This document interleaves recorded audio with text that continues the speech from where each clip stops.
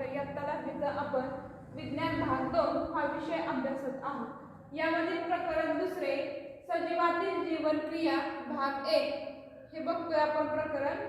पाठीमागच्या तासाला आपण विविध घटकांपासून मिळणारी जी ऊर्जा होती याविषयी माहिती बघितली होती। तर आज आपल्याला पान नंबर 17 वरील पेशी विभाजन एक आवश्यक जीवनक्रिया हा घटक आपल्याला अभ्यासायचा आहे। ठीक आहे, म्हणजे पेशी विभाजन जे आहे आपल्या वनस्पती पेशी असतील किंवा प्राणी पेशी असतील तर त्याच्यामधलं ते पेशीचं विभाजन कसं होतं हे आपल्याला आज बघायचं आहे इन डिटेल्स मध्ये। तर सांगा भाऊ मध्ये काही प्रश्न विचारले तर ते यावर्षी तुम्हाला सिलेबस मध्ये नाही। म्हणजे पेशी विभाजन जो आहे तर पेशी विभाजन हा पेशींच्या आणि सजीवांच्या अनेक गुणधर्मांपैकी एक अतिशय महत्त्वाचा असा गुणधर्म आहे। या गुणधर्मामुळे एका सजीवापासून नवीन सजीव जो आहे तर तो निर्माण होऊ शकतो। बहुपेशीय सजीव जे आहेत तर त्या बहुपेशीय सजीवांच्या शरीराची वाढ होण्यासाठी म्हणजेच आपण बहुपेशीय आहोत किंवा कोणतेही प्राणी घ्या तर ते कोणतेही प्राणी म्हणजे बहुपेशीय असणारे तर त्यांची शरीराची वाढ होण्यासाठी हे पेशी विभाजन अत्यंत महत्त्वाचा घटक आहे। त्याचबरोबर आपल्या शरीराची झीज भरून काढण्यासाठी सुद्धा हे पेशी विभाजन अत्यंत आवश्यक आहे। तर हे पेशी विभाजन कसं होतं किंवा कुठं होतं त्यापूर्वी आपल्याला पेशींची जी रचना आहे तर ती थोडक्यात आपण बघूयात। पेशींची रचना इयत्ता तुम्ही 8वी मध्ये 7वी मध्ये 8वी 9वी पर्यंत तुम्ही पेशी वनस्पती पेशी आणि प्राणी पेशी याविषयी माहिती बघितलेली होती। एक मी रँडमली डायग्राम काढते वनस्पती पेशी किंवा प्राणी पेशी तुम्ही घ्या कोणतीही आपण बघितले होते बघा अशा आकाराच्या सेल्स पेशी बघितलेल्या होत्या। मग या पेशीमध्ये आपल्याला इथे मध्यभागी जो होता ठीक आहे मध्यभागी आपल्याला केंद्र दिसलेला होता। मध्यभागी आपण बघितलेला होता हा होता केंद्र। ठीक आहे, आपण इथे वनस्पती पेशी घेतली वनस्पती पेशीमध्ये किंवा प्राणी पेशीमध्ये सुद्धा इथे तुम्हाला केंद्र दिसून येतो। नंतर केंद्रकामध्ये असणारा इथे जे मोकळा होता भाग द्रव होता तर आपण पेशी द्रव म्हटलं होतं। ठीक आहे, पेशी द्रव या ठिकाणी गॅलेक्टिका असते मायटोकॉन्ड्रिया तुम्हाला दिसतील तंतुकणिका वगैरे। ठीक आहे, अशी भाग याच्यामध्ये होते। मग हे सेल वॉल असेल सेल मेम्ब्रेन असेल या ठिकाणी तुम्हाला घटक दिसलेले होते। वनस्पती प्राणी पेशीमध्ये दोन्हीकडे हे घटक सेम असतात। केंद्र ते या ठिकाणी दिसत होतं हे जर लिक्विड पदार्थ होता किंवा द्रवरूप पदार्थ होता तर त्याला आपण पेशी द्रव्य म्हटलं होतं। ठीक आहे, आता आपल्याला काय करायचं हे पेशी विभाजन जे आहे ते ह्या केंद्रकामध्ये होते। ठीक आहे, मग आपल्याला हे केंद्र जे आहे तर ते केंद्र कशा स्वरूपात असतं त्या केंद्रकामध्ये आपण बघूया। हे समजा आपले केंद्रक आहे। ठीक आहे, केंद्रक सगळ्यांच्या लक्षात आलं तिथला भाग आपण इथे घेतलेला आहे। तर हा आपला आहे केंद्र केंद्र नंतर हा जो बाहेरचा जो भाग आहे तर तो बाहेरचा जो भाग आहे तर तो आहे आपला केंद्रक आवरण। केंद्रकावरण हे केंद्राचं आवरण आहे केंद्रक आवरण हा केंद्रक आहे आणि याच्यामधला जो लिक्विड भाग आहे तर ते आहे केंद्रक द्रव्य। ठीक आहे, केंद्रक द्रव्य आणि हा जो डॉट दिसतोय तो आहे आपला केंद्रक। लक्षात आले सगळ्यांच्या? म्हणजे आपण पेशीमध्ये बघितलं होतं पेशीमध्ये तुम्हाला केंद्रक दिसून येतो आणि हे पेशी द्रव्य आहे। हा केंद्रक आपण बाजूला काढला याच्या म्हणजे हा केंद्रक नाव दिले याच्यामध्ये जो द्रव पदार्थ आहे तर त्याला केंद्रक द्रव्य म्हटले। हा जो बाहेरची बाजू आहे तर ते केंद्रक आवरण आणि हा जो डॉट आहे तर तो आपला केंद्रकी आहे। मग या केंद्रकीमध्ये आपल्याला हे पेशी विभाजन होतं हे सांगायचं आहे। मग हे पेशी विभाजन जे आहे तर ते आपलं किती आहे मुख्यतः 2 प्रकारचं आहे। तर पहिलं जे प्रकार आहे आकृती सगळ्यांच्या लक्षात आली पहिला जो प्रकार आहे तर तो आहे सूत्र विभाजन। पहिला जो भाग आहे तर तो आहे आपला सूत्र विभाजन। पेशी विभाजनाचे प्रकार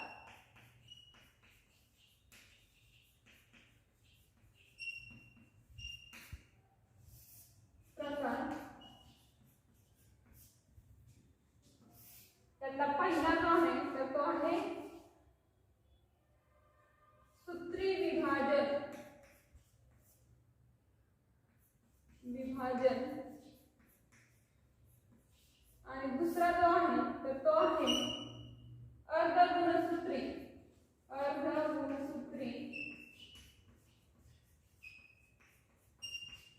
विभाजन।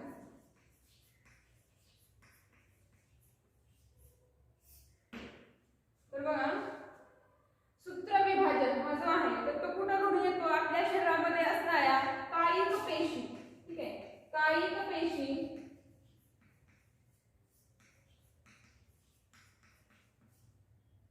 आणि मूल पेशी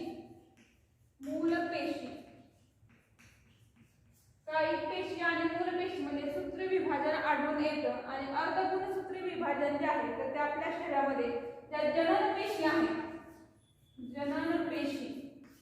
याच्यामध्ये घडून येतं।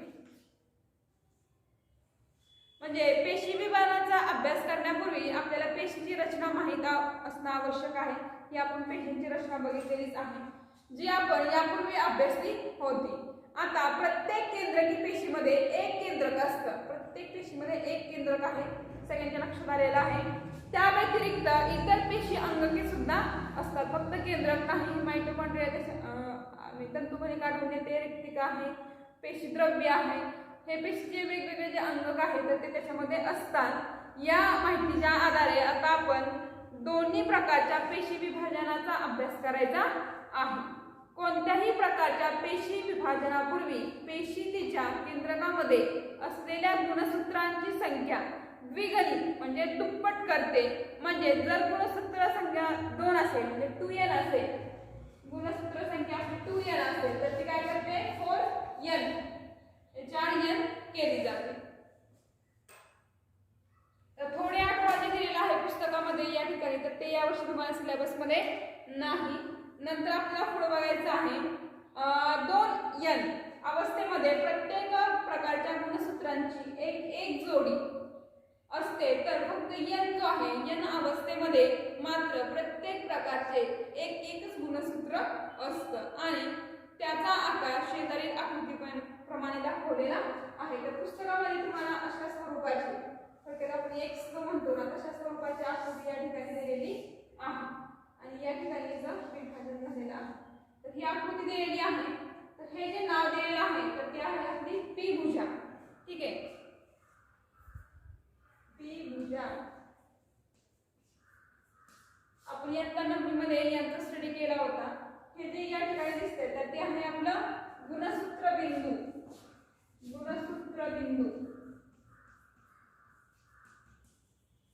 नंतर हे आपली क्यू भुजा आणि शेवटी जो हे दिसते तर तो आहे आपला DNA, हे आपण बघितलेलं होतं। तर सूत्रपेशी विभाजन जे बघतोय आपण, या सूत्रपेशी विभाजनाचे म्हणजे काय पेशी आणि मूल पेशी या सूत्री विभाजनाने विभाजित केलं जातं। सूत्री विभाजन हे 2 टप्प्यामध्ये पूर्ण होतं। हे 2 टप्पे म्हणजे प्रकल विभाजन म्हणजे केंद्रकाचं विभाजन होतं आणि दुसरं आहे परिकलन विभाजन म्हणजे जीवद्रव्य जे आहेत तर ते त्यांचं विभाजन याच्यामध्ये केलं जातं। तर आपण पहिला जो टप्पा आहे बघा लक्षात घ्यायचा इथं प्रकल विभाजन आणि दुसरा जो आहे तर दुसरा आहे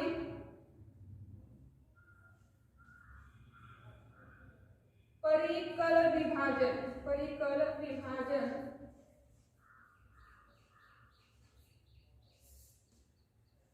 तर याच्यामध्ये प्रकल विभाजनामध्ये केंद्रकाचे विभाजन होतं, ठीक आहे, केंद्रकाचे विभाजन याच्यामध्ये होतं आणि याच्यामध्ये जीवद्रव्य जे आहेत तर त्या जीवद्रव्यांचं विभाजन होतं।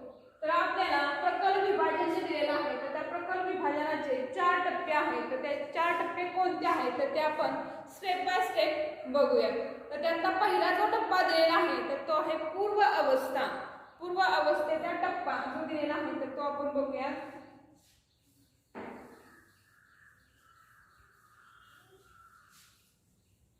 तर पहिला टप्पा सगळ्यांनी लक्षात घ्यायचा आहे। आपण प्रकल विभाजनाचे 4 पायऱ्या बघतोय। प्रकल विभाजन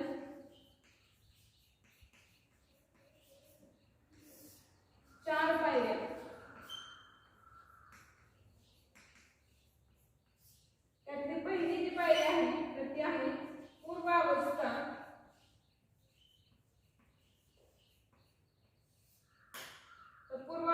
बनलेली आहे. तर या पूर्व अवस्थेमध्ये तुम्ही आकृतीमध्ये बघू शकता.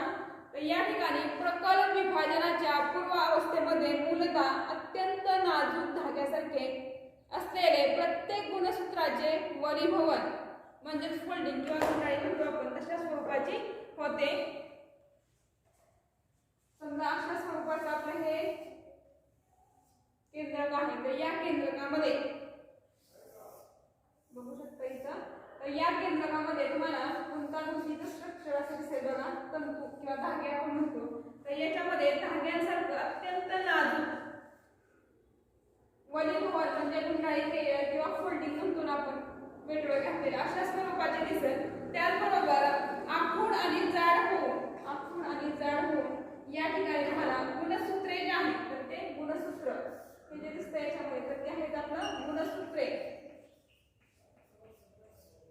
आणि या ठिकाणी हे दिसतात तर ते आहेत ताराकेंद्र.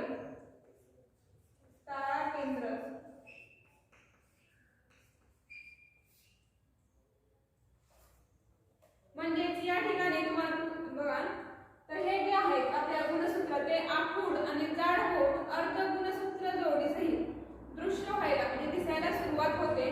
ताराकेंद्र हे जे दिलेलं आहे तर ते ताराकेंद्र द्विगुणित म्हणजे डबल होतं व प्रत्येक ताराकेंद्र पेशीच्या विरुद्ध ध्रुवांना जाते. हे केंद्रावरण जे आहे किंवा केंद्रक आहे तर ते नाहीसे व्हायला सुरुवात होते. हे पहिल्या आकृतीमध्ये पूर्व अवस्थेमध्ये होते. नंतर दुसरी जी अवस्था दिलेली आहे तर त्या दुसऱ्या अवस्थेमध्ये म्हणजे याच्यामध्ये आपण बघितलेलं आहे गुणसूत्रे जे आहेत ते आखूड आणि जाड आहे, स्पष्ट दिसतात, ताराकेंद्रक आहे. यांचं प्रकार होतं अर्ध गुणसूत्र जोडीचे दृश्य व्हायला सुरुवात होतं आणि ताराकेंद्रित जो आहे तर तो द्विगुणित होतो. द्विगुणित होऊन आपल्याला तो काय होतं केंद्रक जे आहे तर ते नाहीसं व्हायला सुरुवात होतं आणि हे गुणसूत्र जे आहे तर ते काय होतात आपल्याला स्पष्टपणे असे जोड्या रूपामध्ये दिसायला सुरुवात होते इच्छा भागात. तर आपल्याला दुसरी आता अवस्था बघायची. दुसरी आहे मध्यावस्था. दुसरी टप्पा किंवा दुसरी पायरी म्हणण्यात आपण तर ती आहे दुसरी अवस्था मध्यावस्था. त्या मेटाफेज असं म्हटलं जातं. तर या फेज मध्ये आकृत्या त्या आपण काढून घेऊयात. आकृती काढली तुमच्या लक्षात येईल. आपण आकृती काढून घेऊया. इथले गुणसूत्र जे आहे तर त्याची मी फक्त आकृती काढते. तर याच्यामध्ये हे जे गुणसूत्र आहेत आपण बघितले होते तर हे जोड्यांच्या रूपामध्ये आपल्याला दिसायला सुरुवात होते. ठीक आहे. मग हे आपल्याला जे दिसतंय या ठिकाणी हा जो भाग आहे तर तो आहे आपला ताराकेंद्र.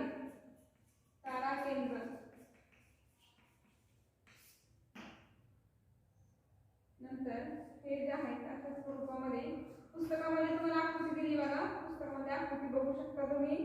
तर ते आहे तूर्कतंतू आणि हे जे दिसतात एक सारखे तर ते आहेत आपले गुणसूत्रे. आपल्याला गुणसूत्र दिलेले आहे. मध्यावस्थेमध्ये होणारं पेशींचं विभाजन बघतोय आपण. तर याच्यामध्ये मध्यावस्थेमध्ये केंद्रकावरण जे आहे केंद्रकाचं तर ते पूर्णपणे नाहीसं होतं. म्हणजे हे केंद्रकावरण निघून जातं आणि केंद्रकावरण जे वरचं निघून गेलेलं आहे. नंतर सर्व गुणसूत्रांचे गुणीकरण पूर्ण होऊन प्रत्येक गुणसूत्र त्याच्या अर्ध गुणसूत्र जोडीसहित स्पष्टपणे दिसतं. म्हणजे हे स्पष्टपणे दिसते ना ते. नंतर बघा सर्व गुणसूत्रे पेशींच्या विषुवृत्तीय प्रतलाला म्हणजे मध्य प्रतलाला समांतर अवस्थेत संचरित समांतर अवस्थेत बघा विषुवृत्तीय प्रतल दिसते. प्रतल त्याच्यामध्ये दिसते. तर दोन्ही ताराकेंद्र म्हणजे इथला एक ताराकेंद्र आणि इथला एक ताराकेंद्र पेशींच्या विरुद्ध ध्रुवांना जाते. म्हणजे या बाजूला एक आणि या बाजूला एक ताराकेंद्रक आपल्याला गेलेलं दिसते. केंद्रकावरण या दरम्यान ताराकेंद्रक आणि प्रत्येक गुणसूत्राचा गुणसूत्र बिंदू या दरम्यान विशिष्ट लवचिक प्रथिनांचे धागे म्हणजे तूर्कतंतू हे जे आहेत तूर्कतंतू तयार होतात. म्हणजे मध्यावस्थामध्ये काय झालेलं आहे तर ते केंद्रक होतं, तर त्या केंद्रकाचं आवरण जे आहे तर ते निघून गेलेलं आहे. केंद्रकाचं आवरण निघून गेल्यामुळे काय होतात, हे जे ताराकेंद्र आहेत ते काय होतात, याच्यामध्ये दोन बाजूला जातात आणि दोन बाजूला गेल्यामुळे काय होतात, हे गुणसूत्र जे आहे तर ते आपल्याला एक्सच्या स्वरूपात दिसतात आणि तूर्कतंतू जे आहे तर हे प्रतलाला, विषुवृत्तीय प्रतलाला काय होतात, समांतर दिसतात. हे आपलं दुसऱ्या टप्प्यामध्ये होतं. आता तिसरी जी फेज आहे त्या तिसरा जो पायरी आहे तर ते आहे पश्चावस्था.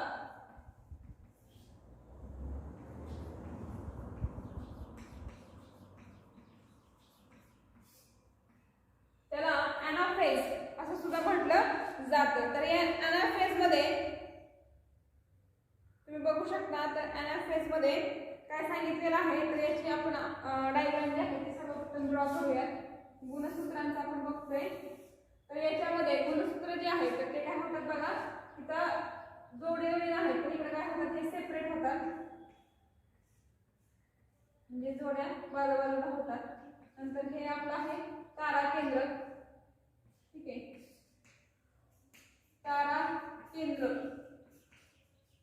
ही गुणसूत्र जे आहेत ते बाजूला गेले. नंतर हे आहेत आपले ज्या रेषा दिसतात तर ते आहेत आपले तूर्कतंतू आणि हे गुणसूत्र बाजूला गेलेली आहे. म्हणजे पश्चावस्थेमध्ये त्या धाग्याच्या मदतीनं गुणसूत्र बिंदू, जे गुणसूत्र बिंदू आहेत तर त्यांचं काय होतं, विभाजन होऊन गुणसूत्रांचे अर्धगुणसूत्र जोडी जी आहे विरुद्ध दिशेने ओढली जाते. म्हणजे इथे या ठिकाणी तुम्हाला जी जोडी दिसते ते काय होते, विरुद्ध दिशेला ओढल्यामुळे सेपरेट व्हायला लागते. वेगवेगळ्या झालेल्या अर्धगुणसूत्रांना जन्य गुणसूत्रे, ही जी वेगवेगळी सूत्र आहेत तर यांना जन्य गुणसूत्रे म्हटलं जातं. यावेळी ती ओढली जाणारी गुणसूत्रे केळीच्या घडासारखी दिसतात. अशा तऱ्हेने गुणसूत्रांचे दोन दोन संच पेशीच्या दोन टोकाला पोहोचले जातात, या बाजूला पोहोचले जातात. आता शेवटची जी अवस्था आहे तर ती शेवटची अवस्था या ठिकाणी तुम्हाला दिलेली आहे. तर ती अवस्था आहे अंत्यावस्था.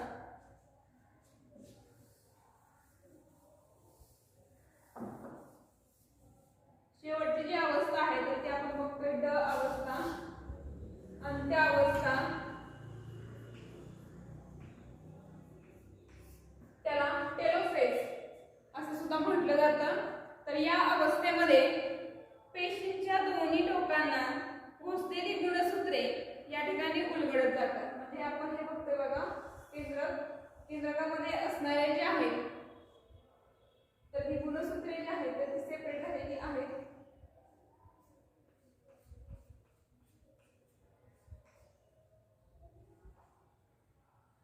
अंत्यावस्थेमध्ये पेशीच्या दोन टोकांना पोहोचलेली गुणसूत्रे आता उलगडत जातात. त्यामुळे ती पुन्हा नाजूक धाग्यासारखी पातळ अशी दिसतात ना, ते पुन्हा पातळ नाजूक धाग्यासारखी होतात आणि दिसेनाशी होतात. दोन्ही टोकांना पोहोचलेल्या गुणसूत्रांच्या संचाभोवती केंद्रकावरण पुन्हा तयार होतं. ठीक आहे, केंद्रकावरण तयार होतं. अशा तऱ्हेने आता एका पेशीमध्ये दोन जन्य केंद्रके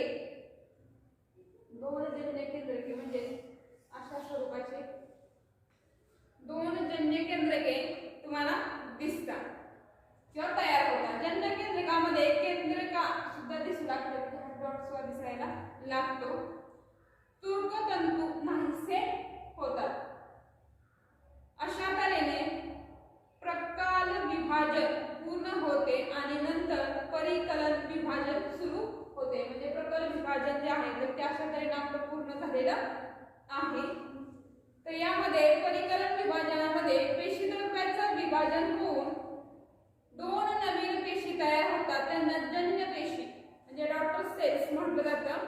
या प्रक्रियेत पेशींच्या विषुववृत्तीय प्रतलाला समांतर एक खाच तयार होऊन ती हळूहळू खोलवर जाते व दोन नव्या पेशी तयार होतात.